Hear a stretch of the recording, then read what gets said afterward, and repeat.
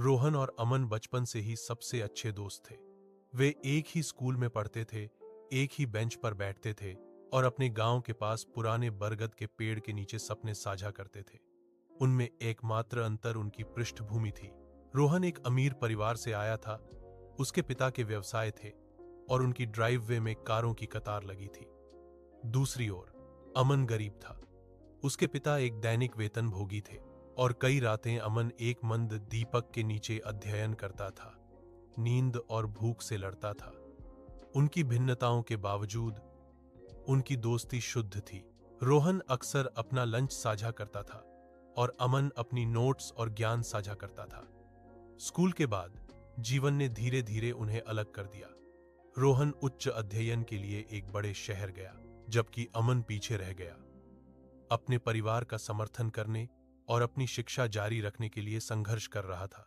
जाने से पहले उन्होंने एक दूसरे से वादा किया, हम चाहे कहीं भी जाएं, हमारी दोस्ती कभी नहीं बदलेगी। 1 साल बीत गया। अमन का जीवन कठिन हो गया। उसके पिता बीमार पड़ गए और अमन को एक छोटी सी दुकान में काम करने के लिए कॉलेज छोड़ना पड़ा। कुछ रातों में उसने निराशा महसूस की, यह सोचकर कि क्या जीवन कभी बदलेगा। एक शाम पुरानी किताबें साफ करते समय अमन को एक कागज मिला और उसने रोहन को एक पत्र लिखने का फैसला किया, मदद मांगने के लिए नहीं, बल्कि अपना जीवन साझा करने के लिए।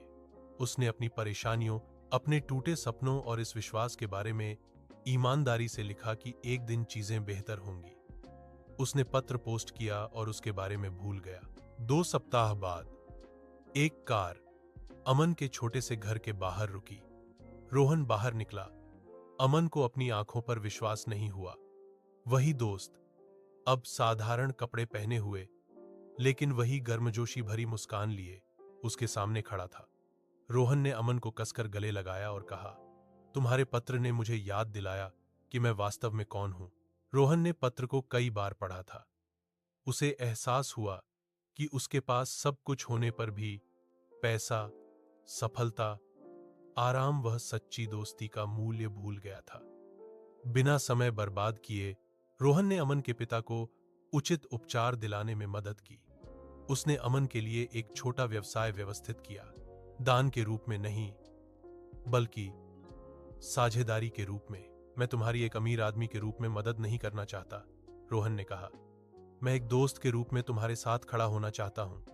महीने गुजर गए और अमन का जीवन धीरे धीरे बदल गया। उसका व्यवसाय बढ़ा, उसके पिता ठीक हो गए और आशा उसके घर लौट आई। लेकिन पैसे से ज्यादा यह रोहन का विश्वास था जिसने अमन को ताकत दी। उस दिन दोनों दोस्तों ने एक महत्वपूर्ण सबक सीखा।